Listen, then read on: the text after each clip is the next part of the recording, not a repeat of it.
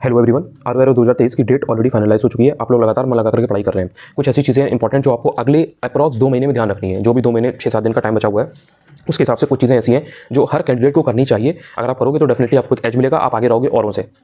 तो इसमें कुछ ऐसे पॉइंटर्स हैं, कुछ ऐसी चीज़ें हैं, आप कह सकते हो स्ट्रेटजी का पार्ट है, जो मैं आपके साथ शेयर करने वाला हूँ। इनको ध्यान रखिएगा। हो सके तो नोट कर लीजिएगा बुलेट फॉर्म में, कीवर्ड्स की फॉर्म में, सो दैट आपको वो याद रहे, बार बार आपको इधर उधर भटकना ना पड़े।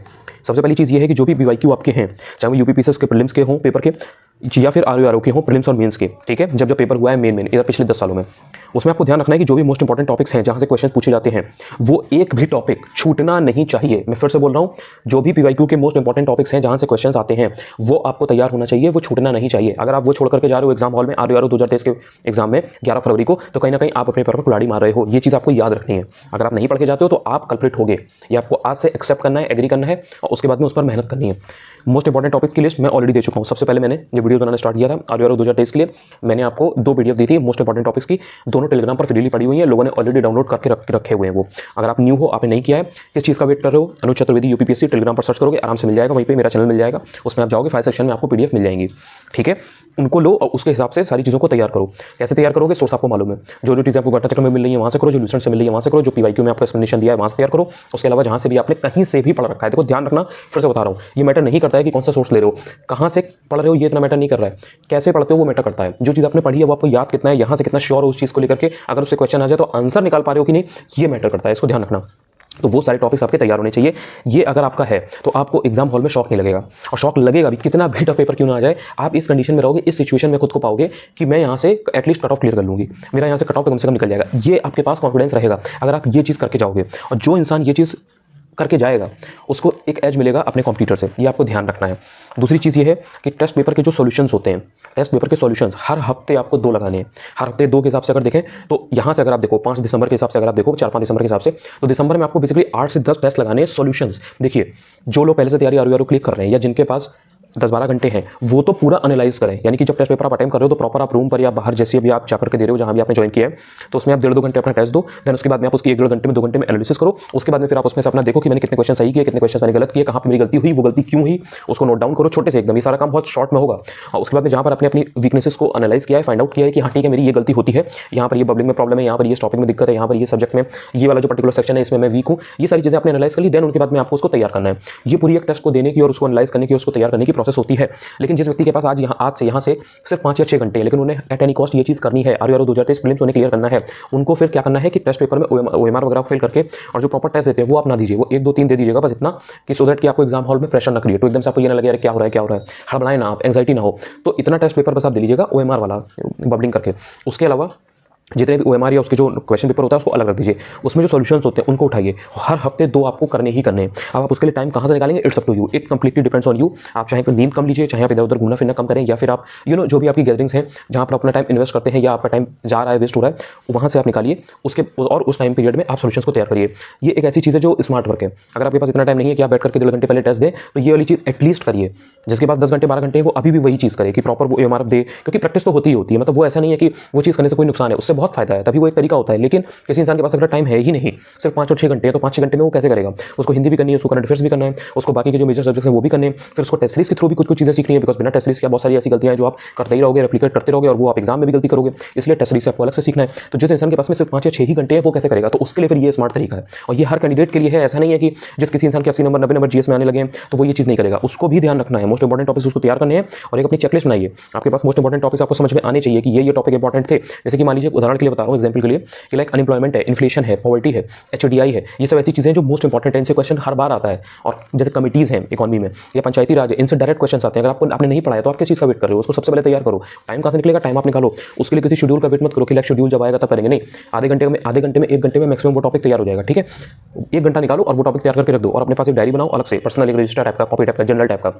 उसमें लिख लो कि ये टॉपिक मैंने तैयार कर लिया था, आधे घंटा 1 घंटा लगा था, ये मैंने तैयार कर लिया था। और इन सब चीज़ों में समय नहीं लगता है, सिर्फ लिखने में सिर्फ 1 मिनट लगेगा। इट्स जस्ट कि आप उतना अकाउंटेबल हो, उतना गंभीर हो, उतना सीरियस हो अपनी चीज़ के लिए, इस चीज़ को करने के लिए। ये मैटर करता है, यही आपको अलग करता है औरों से।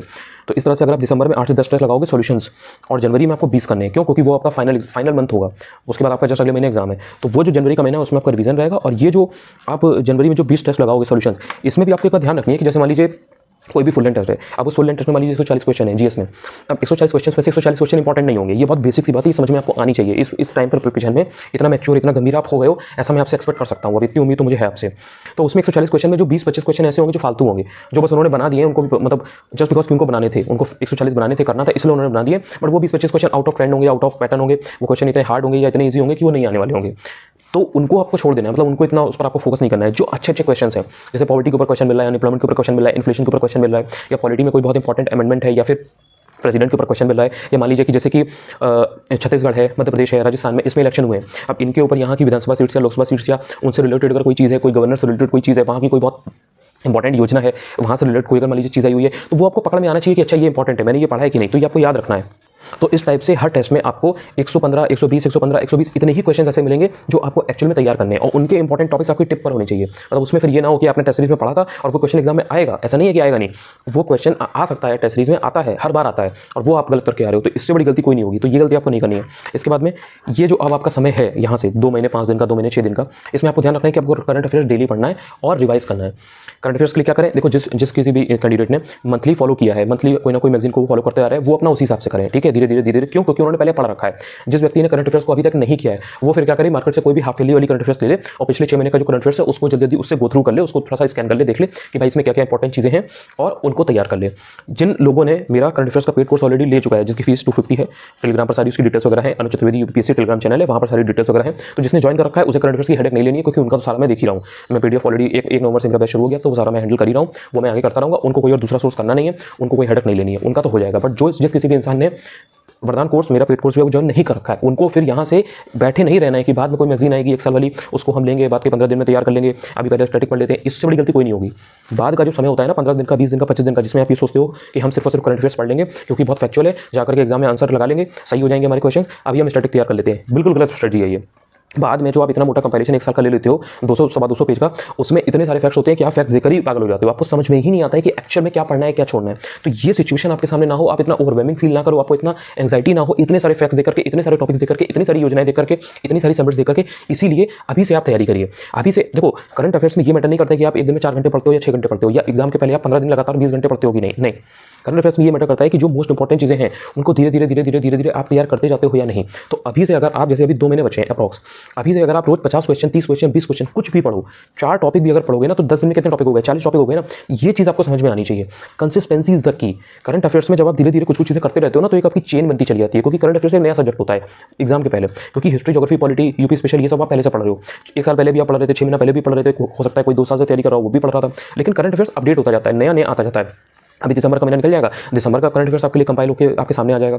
इसलिए आपको ये चीज़ समझनी है कि जो भी पुराने मंथ हैं, जैसे कि मान लीजिए अक्टूबर है, नवंबर है, तो इनकी जो भी इंपॉर्टेंट चीज़ें हैं उनको धीरे धीरे तैयार करना शुरू कर दीजिए। अगर आप डेली 15 मिनट भी पढ़ेंगे ना, तो आपके सामने लोड नहीं होगा। बाकी जिनको मेरा जो वरदान कोर्स है, जिसकी 250 फीस है, अगर ज्वाइन करना हो, अभी भी यहाँ से आपके पास मौका है, आप चाहे तो ज्वाइन कर सकते हैं। मैंने इसीलिए इसकी फीस भी इंक्रीज नहीं की है, सो दैट अगर जितने भी कैंडिडेट्स नीडी हैं, जिनको करना है, तो वो ज्वाइन कर सकते हैं। टेलीग्राम पर सारी डिटेल्स जो है वो वहाँ पर रहती है, आप चाहें तो वहाँ से ज्वाइन कर सकते हैं। वो करोगे तो कोई फिर हेडेक नहीं रहेगी, कोई टेंशन नहीं रहेगा, बिकॉज सारी चीज़ें फिर मैं देखता रहता हूँ, बताता रहता हूँ, और उस बेसिस पर करोगे तो most important, to the point, exam oriented चीज़ें तैयार करके बैठे होगे एग्जाम के पहले, इतना है, ठीक है। इसके बाद में ये ध्यान रखो कि जो भी चीज़ें पढ़ रहे हो उनको ट्रैक करो।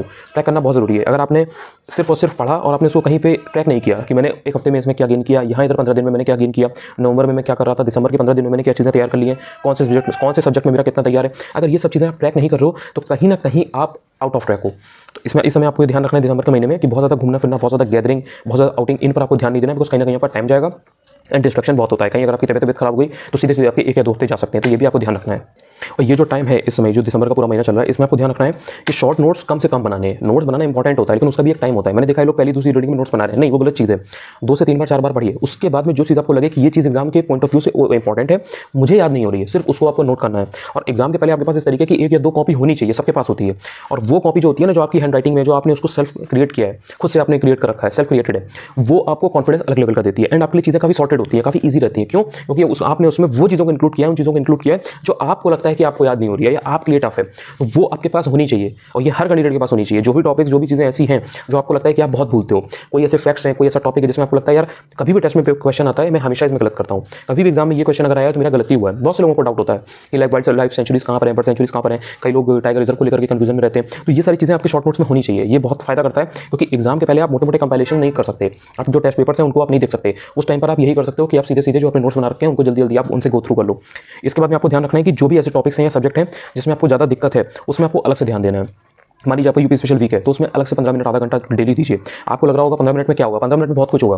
15 मिनट अगर आप डेली करोगे तो 20 दिन आपने अगर उस चीज़ को किया तो आपके सीधे सीधे 4 टॉपिक तैयार हो जाएंगे। जो 4 टॉपिक आपको सबसे ज़्यादा टफ लगते थे, तो कोई भी चीज़ जो टफ है या आपको प्रॉब्लम कर रही है आपके, जिसमें क्वेश्चन गलत हो रहे हैं, उसको छोड़ना नहीं है, उनको तैयार करना है। उनके लिए स्ट्रेटजी बनानी है कि भाई इनको मैं कैसे तैयार कर सकता हूँ या कर सकती हूँ। इसके बाद में कुछ ऐसे सब्जेक्ट्स हैं जो मैं कहूँगा कि मैं रिकमेंड करता हूँ, मेरी रिकमेंडेशन ये कि आप उनको डेफिनेटली तैयार करके जाएं। अगर आपको RUR 2023 के पेपर में प्रीलिम्स में अच्छा करना है, प्रीलिम्स में क्लियर करनी है कट ऑफ। एक तो आपका हो गया हिस्ट्री का।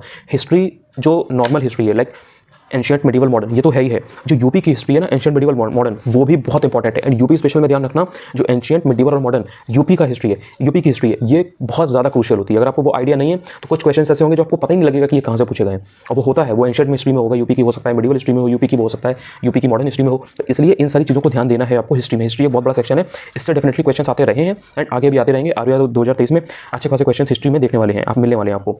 इसके बाद में यूपी स्पेशल। यूपी स्पेशल मैंने आपको पहले भी बताया है, RUR का फेवरेट टॉपिक होता है यूपी स्पेशल, तो इसलिए इसको ढंग से तैयार करिए।